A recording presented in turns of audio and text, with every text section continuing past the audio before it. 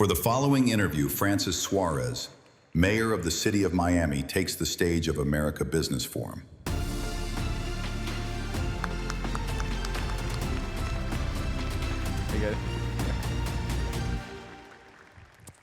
He's unflappable. He didn't even move when the smoke went up. So Eric, this is the second time that I have the privilege to be able to interview you. So I'm very excited about this. By the way, Mayor, I have to interrupt.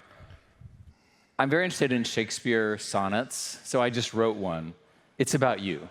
Okay. It's entitled, Upon the Excellence of Mayor Suarez. Please. When first Miami's helm he took in hand, a city poised 'tween ocean's azure deep and future's promise vast throughout the land, he sowed where others scarce had dared to reap. With vision bold as conquistadors of old, he brought forth commerce, tech, and innovation's art, made Miami shine as cities wrought of gold, and placed our fair metropolis apart. It continues, don't worry. Okay. Through tempest's rage and plague's most grievous tests, he stood as a bulwark against adversity's tide, led his citizens with courage in his breast, and made our city known far and wide. So shall his legacy in marble stand, the mayor who raised Miami's fortune grand, Mayor Suarez. Oof. This is the kind of stuff we can do with AI. I was going to say. It took me about 2 seconds. Okay, so now you're going to make me tell a story. This is completely off script. So I was asked to open the consulate of Morocco. Now, usually, as you know, Eric, when we go to events, we get talking points, people give us talking points and all that. And so I had not been reading my talking points lately. So I've been telling my staff, why don't you just give me 1 or 2 bullet points wherever I go, and I'll weave a story into it. Well, I go to, open up the consulate of Morocco, and there's only 2 bullet points. Bullet point number 1 is that there's direct flights to Casablanca. Bullet point number 2 is that it's the 3rd consulate in America for Morocco. Not that much to go on, right? So as I'm being introduced, I literally pull my phone out of my pocket, and I have the ChatGPT prompt on the phone, and I speak into the phone. I would use Gemini. Of course, I have the Gemini prompt. That's what I meant. Yes, of course, I meant Gemini, of course. I have the Gemini prompt, and I speak clearly into the Gemini prompt. Stand corrected. Know your audience, KYC. So I have the Gemini prompt, and I say, pretend you're the mayor of Miami and you're about to open the Moroccan consulate. And you only have 2 facts. Fact number 1 is there's direct flights to Monaco. Pretend you're the mayor of Miami. Pretend you're the mayor of Miami, right? Okay. Fact number 1 is direct flights to Casablanca. Fact number 2, it's a 3rd consulate opening in the US. What would you say? Before they finished introducing me, and before I walked to the stage, Gemini had written this entire speech for me. I read it word for word. People were crying, laughing, hugging me. You know our country so well, Mr. Mayor. How have you known about us so much and so deep? So yes, thank you for that incredible signing. So true story, by the way. And one more piece of congratulations, which I'm sure you'll appreciate. No one has ever done an American Business Forum at this scale in America. This is an innovative mayor as well. And I really want you to think about doing this all around America, because business is what we do, and America's growth depends on the kind of things we're talking about today. What's interesting is that about 3.5 years ago, maybe 4 years ago, there's a moment in San Francisco where people realized that these models could write, and boy, could they write. Oh, yeah. That's a real discovery moment. It's one of those historic moments in history, similar to physics and chemistry and things like that. It's incredibly disruptive, and I appreciate the comments. And of course, it's a team effort. Nacho, whose vision it was to bring it from Uruguay. Sergio, who's our big investor. Where are you, Sergio? You're here somewhere, I'm sure. He'll be here any minute. Steve, who helped me, my cousin, who helped me put this together. But let's get back to the interview. You know, Eric, you're obviously a world-renowned figure and tech pioneer. Did you have an inkling that you were destined for greatness? What was it about you, about your DNA? Was it your tenacity? I mean, what is the sort of the components of you that made you supersede? I think the most important thing to say, anyone who's on stage here, start with luck. I was lucky to be born now. I was lucky to be born in America. My parents were academics. I had an awful lot of people who helped get me through the various stages of life. One of the things that we, who are now older, owe the younger people is to give them the same opportunity.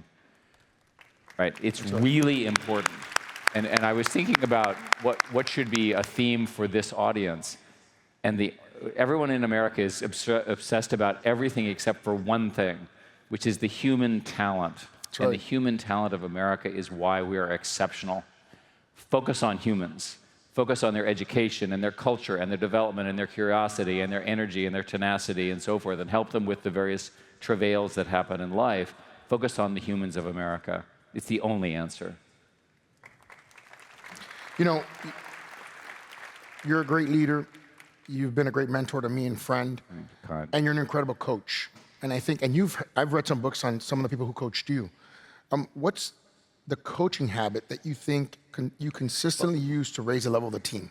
So I wrote a book about, so I had a coach named This is the book Campbell. I read, by the way. Yeah, that's right. We actually talked about it. I had a coach named Bill Campbell. And when I started at Google, the venture capitalist John Doerr said, you need a coach. And I said, I'm a big boy. I've run a lot of companies. I don't need a coach. And he said to me, do tennis players have coaches? Absolutely.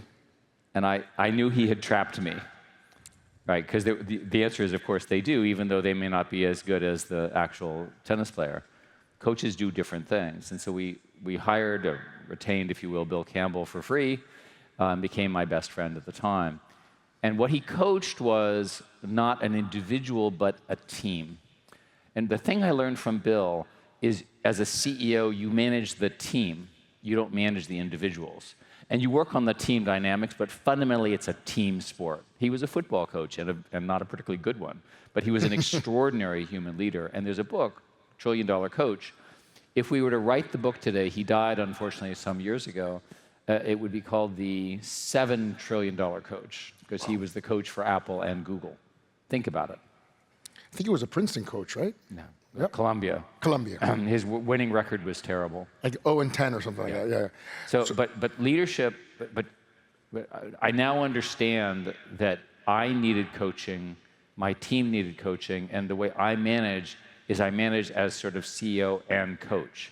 And you watch what's going on, and you try to get people to work together. And there are various techniques, like tell the people who talk too much to let the people who don't talk as much talk more. I mean, stuff like that. You know, I also didn't believe that much in coaching, and my coach is probably somewhere here in the audience, Louis Arahu. I don't know if Louis is here somewhere. There he is. There's my coach right there. He's a great guy. So for someone that's starting out in tech, what's sort of the mindset or the practice that you think is going to compound the most over the next decade? So if you look at success, it's a combination of intelligence, that is, ability to do the work, and grit. And I would add intelligence, grit, and curiosity. When I was young, I was a sponge for everything, because I didn't seem to know anything, or I thought I knew nothing. And the internet had not really been invented yet. It was just getting started. And so we didn't have the resources we have today. If I were a 16 or 18-year-old or 20-year-old, whatever, right now, I would be online all the time just learning, because I would be curious, and I want to know everything. Mayor, tell me about yourself. Tell me about your family. Tell me what you do. How did you get here? What are the problems? And I trained myself to look at businesses and say, how do they work?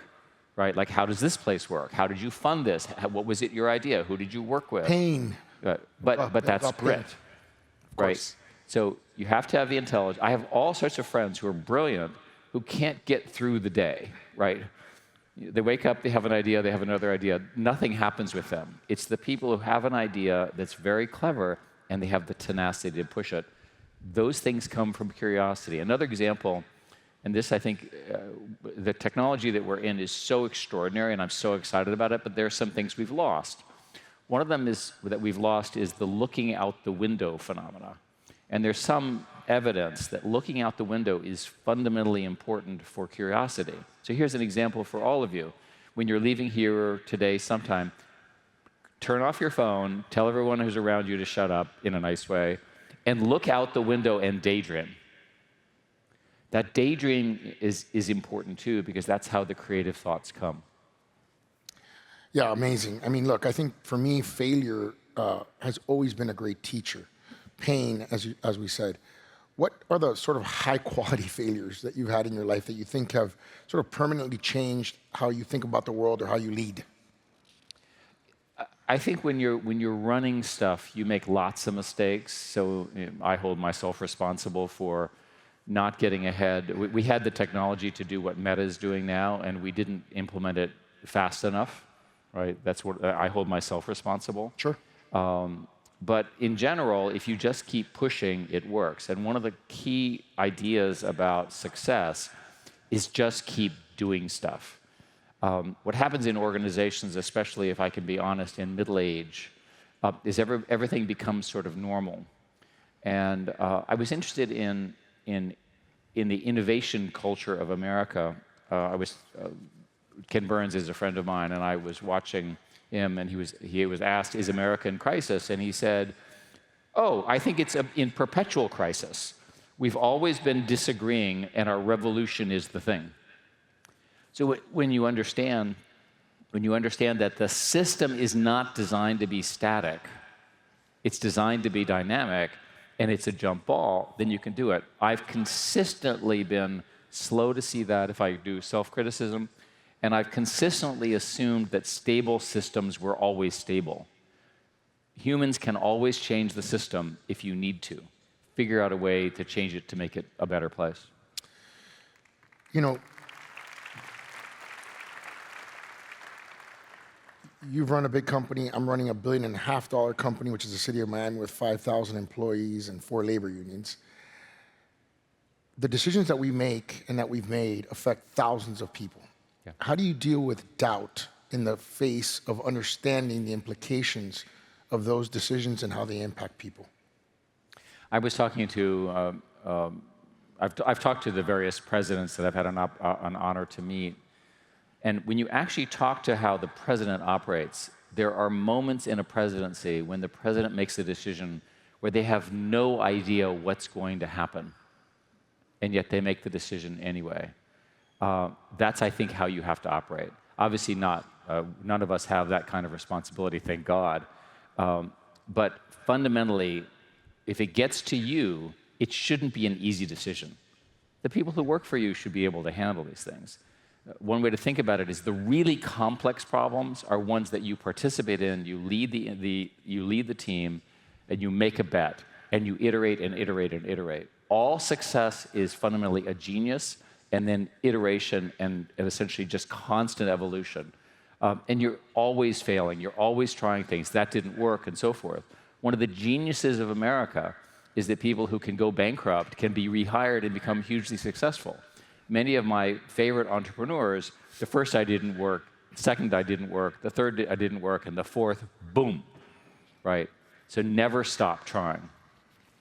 On a similar note, when a project is deeply uncertain, but potentially transformative, how do you communicate your vision and guide your team through that uncertainty?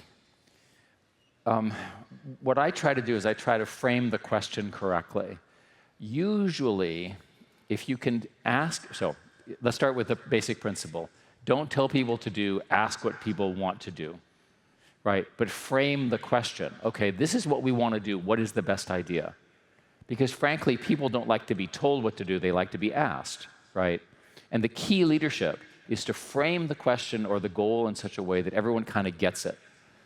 A simple rule is you have to repeat it at least 20 times before people believe you. So I become very repetitive. Another thing I do, which may be going out of favor because nobody uses email anymore, is I'm constantly writing down, this is what I think, this is where we should do, what do you guys think, and so forth. So it's much more interactive. And the strategies evolve. And then you get some great product manager who can brilliantly expose the result of this process. But it fundamentally starts from saying, what is our goal? So we want to win. Okay, what does that mean? Another thing I do that works well is I start by saying, where will we be in 5 years? Humans are terrible at predicting past the next 12 months, right? If you force people to say, what will be true in 5 years, you get a very different answer. So here's an example. The cost of AI tokens, that is the delivery of queries, is going down by a factor of 10 every year. Amazing. So 5 years, 10 to the fifth, 5 to the, you can do the math. It's a very large number. What happens when the cost of my little sonnet is so cheap, it's just everywhere? Right. All in praise of you, Mayor. Of course. What does that mean? Think backward. Almost every business fails to understand the compounding of these technologies. You know, innovation is often referred to as managed chaos. Okay. How do you explain that sort of juxtaposition, that tension between managing and something that's somewhat organized or ordered and chaos? It has to do with the structure of goals. You want to think a lot about goal alignment. In corporations, it's pretty easy because everybody has stock options, they have a common goal. It's much harder in what you do because there's multiple goals. So if I were you, if I were running the city, which fortunately you're doing and I'm not, I would sit down and say, what are the real goals? Prioritize. Right? Healthcare, safety, economic growth, welfare, and I'd measure them. Set the goals, measure them, articulate them, repeat, repeat, repeat. So how do you protect true innovation from the bureaucracy that inevitably grows around that success and can stifle that same innovation? In software, which is what I've done from 50 years, which is, I think, largely going away because AI is beginning to write software, my simple rule was that 3 people would invent something new, like the Chrome browser or the Android operating system or so forth, and then it would take 1,000 people to finish it. And I kept thinking, why do we need so many people? And there's this constant problem of every team, engineering team, management team, getting bigger and bigger. You want lean teams. The lesson over and over is lean teams. Another example. I have a rule with the companies I'm running now that if we do new things, you can only have 10 people, you can't have 11. When we go into a new country, you can have 10 people, but not 11. Because I figure 10 people is a group that's kind of a manageable group. It's self-managing. They know each other. They can figure it out and so forth. And you can judge the team. So what happens if you're not disciplined about that is you get people who I call glue people, and I mean this in the most affectionate way. They are very nice people. They glue person A to person B, and you discover you don't need them. Person A can talk to person B without the person in between. Yeah. And that glue person slows everything down. So time to decision, quickness, small teams, and agile thinking is important. My experience in talking about this around the world is everyone goes like this. And this means I'm a human, and I'm breathing, and I'm listening to you. It does not mean I'm going to do anything. So if you hear these ideas, unless you implement the things I'm talking about, you won't get the benefit. Knowledge is not sufficient. You actually have to take the leadership. And that's when it gets tough, because you're talking about very protected groups, protected individuals, and so forth. The great business people know when to push those and when not to. And that's a judgment. So, of course, moving on to AI. AI is going to be the most powerful tool humanity's ever created. It's also potentially going to be the most dangerous. Let's watch this clip. A new age has begun, one not written in ink, but in code. This innovation, this arrival of this new alien incredible intelligence. Artificial intelligence, the most powerful tool humanity has ever created, and perhaps its greatest test. The most important thing that's going to happen in about 500 years, maybe 1,000 years in human society. Few understand it better than Eric Schmidt, the man who helped shape the digital world as we know it. Today he stands at the frontier of innovation and responsibility, asking the question that will define our future. Can we control what we've created? The next revolution isn't coming, it's already here.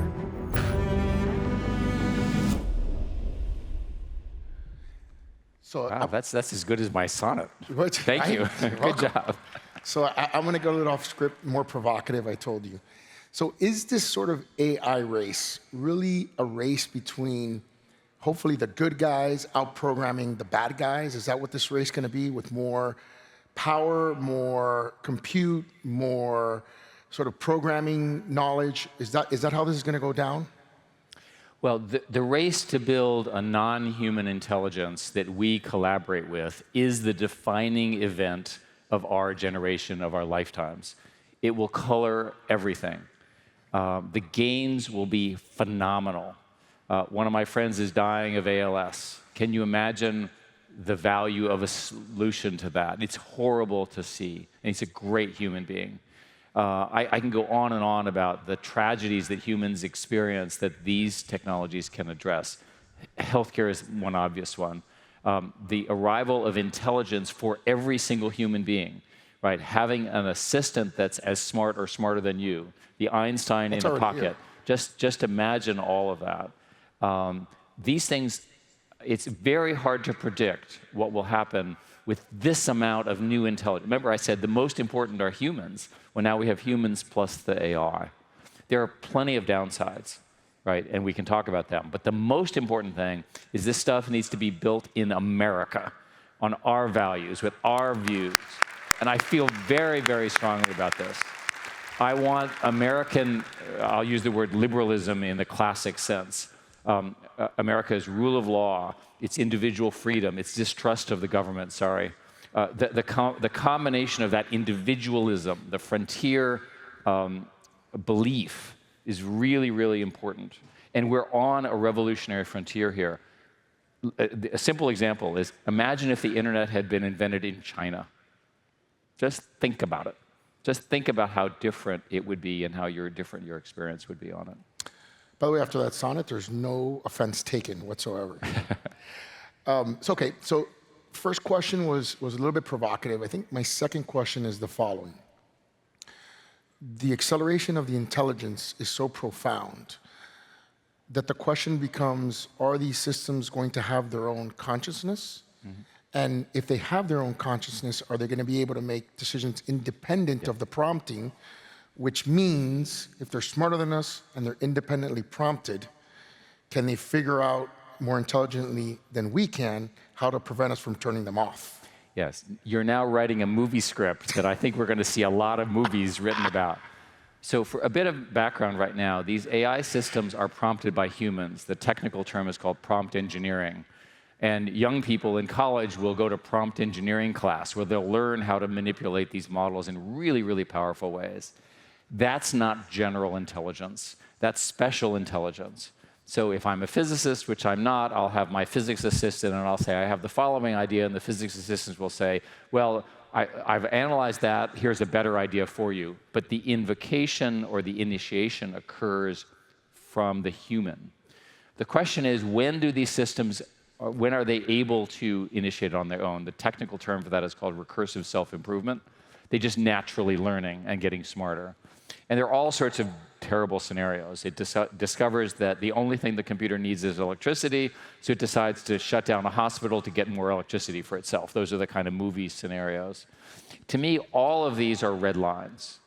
The point at which we humans give agency to these computers for what they do is a mistake. And I think collectively we need to define those red lines. Another example would be access to weapons. The last thing I want is an AI system making decisions about nuclear war, nor do any of us. That kind of thing. I have a bunch of questions from that. Because the problem is with that is certainly, and we see this sort of play out geopolitically, the US, we presume, will be responsible. The question is, how do we deal with people who may have this that are not responsible? Yeah. Well, number one. And I'll give a little bit of hope to humanity. This is the second time I interview Eric, by the way. Mm-hmm. And we talked about this the first time, just to give humanity a little bit of hope.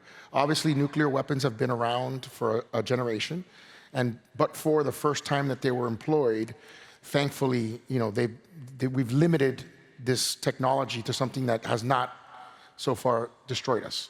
So I guess my question is, we can potentially have faith in our country, hopefully, to do the right thing and draw those red lines. How do we deal with the nefarious actors who may not be so ethical? We're going to have this problem. Every technology, I mean, when Alexander Graham Bell invented the telephone, it didn't occur to him that criminals would use it.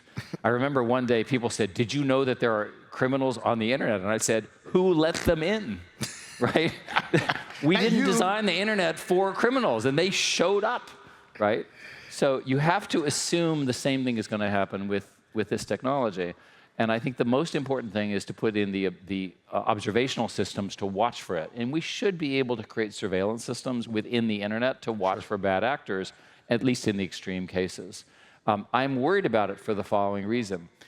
In our lifetimes, in the next 5 or 10 years, every single human on the planet who has a mobile phone, cell phone, will have access to Einstein, Leonardo da Vinci, whomever, in some form. We've never had that devolution of power. We've never had that decentralized empowerment of humans. Now, this group, I trust.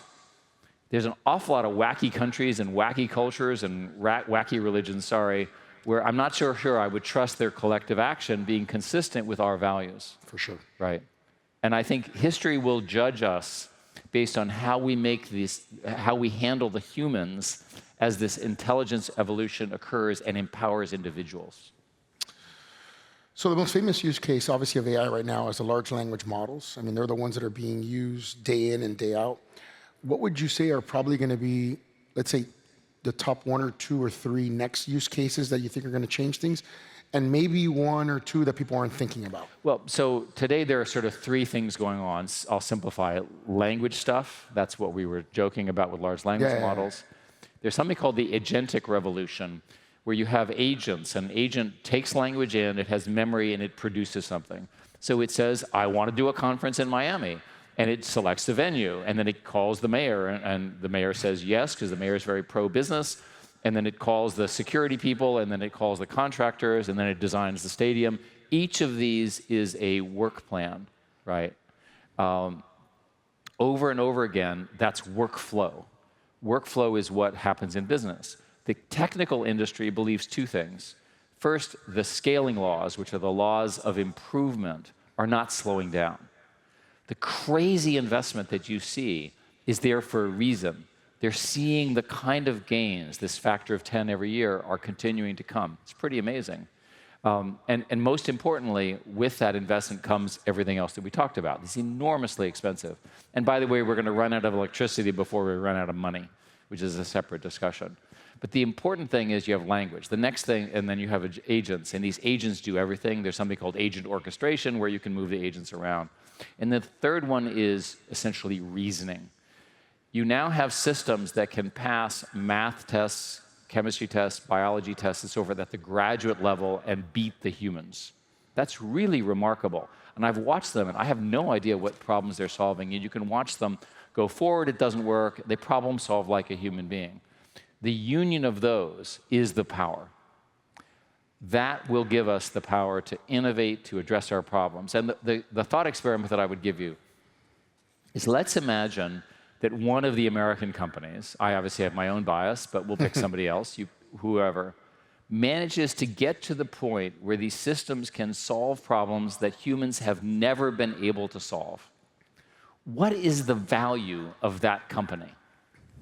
How many trillions of dollars in one company? Infinity. Right, it's literally, I mean, think about all the problems you face every day, and it can solve every one of them.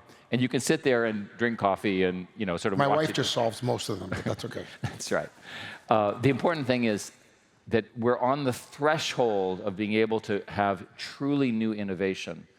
And that's the hype, that's the promise. If we don't get there, people will be destroyed just from their own hype. I mean, it's extraordinary. I'm going to ask one last question. It's a follow-up to the problem that you presented. Is SMRs, which are small-scale modular reactors, is that the solution for that energy gap that you're talking about, or is it going to be something else? We need more energy in America. We need every kind of energy. We need nuclear. We need fusion. We need natural gas. We need renewables. We need wind. We need solar. We need it all. Why? Because those data centers, which account for 1% of GDP growth this year in America, need power. If you want that 3% growth that the president and others have talked about, you need to solve the energy problem. Eric, thank you so much. What a provocative conversation. Thank you. Appreciate you. Can I read one thing? Go, of course. I was thinking a lot about, you gave me the honor to talk to this incredible group, about the frontier. In 1893, a fellow named Frederick Turner talked about the frontier. And he said, "To the frontier, the American intellect owes its striking characteristics." This is 150 years ago. "That coarseness and strength combined with acuteness and inquisitiveness, that practical, inventive turn of mind, quick to find expedients, that masterful grasp of material things, lacking in the artistic but powerful to effect great ends, that restless, nervous energy, that dominant individualism, working for good and evil, and with all that buoyancy and exuberance which comes with freedom. These are the traits of the frontier. This is America. This is us. This is why we're here. This is why you're a great leader. Thank you very much." That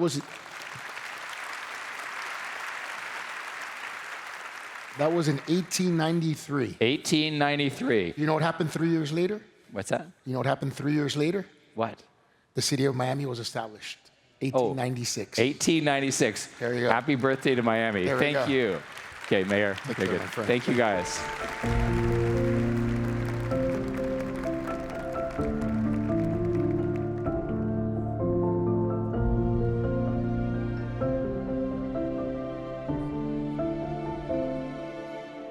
At the Schmidt Center for Economic Freedom, you don't just learn, you achieve.